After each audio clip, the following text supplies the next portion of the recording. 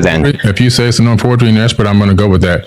The text where I was referencing, actually, I was misquoted. I misquoted there. It's the Gospel of Barnabas. Let's deal with that too, because I've actually worked with, there are two manuscripts of the Gospel of Barnabas. The Gospel of Barnabas is a really interesting document because it is a known forgery. And so that's why I think it's important to get to these sources. So at the very start of the Gospel of Barnabas, which we only have two copies of, one is in Italian and one is in Spanish, we see right off the bat that the Gospel of Barnabas, not to be confused with either the Epistle of Barnabas or the Acts of Barnabas, which are two apocryphal documents from the 2nd century, but the Gospel of Barnabas in particular, we know it's a forgery because it does things like in chapter 92, it says that Jesus spent 40 days on Mount Sinai, and then he came to the Jordan River and he walked to Jerusalem.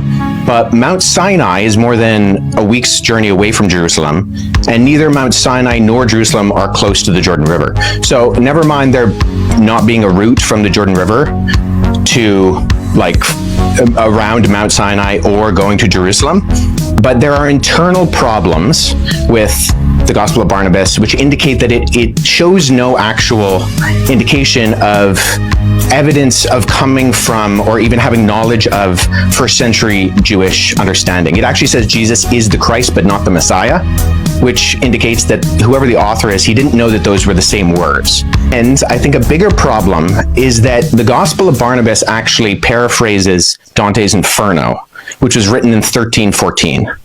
So there's a lot of internal evidences that disqualify the Gospel of Barnabas, never mind the fact that we don't have any evidence of it prior to the 14th century, and none in any other language other than Middle Age Italian Italian and Spanish.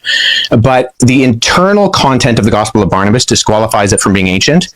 And then the fact that it's doing things like paraphrasing Dante, or it also refers to a rule of the time of Jubilee, which was changed in the Middle Ages from what it was in the biblical year of Jubilee.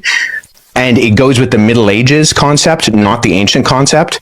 So if we're relying on something like the Gospel of Barnabas, which is not just it's not that there's debate about it, it's a known forgery. I mean, no one's referring to the Gospel of Barnabas as anything other than. If you say it's a known forgery, yes, but I'm going to go with that.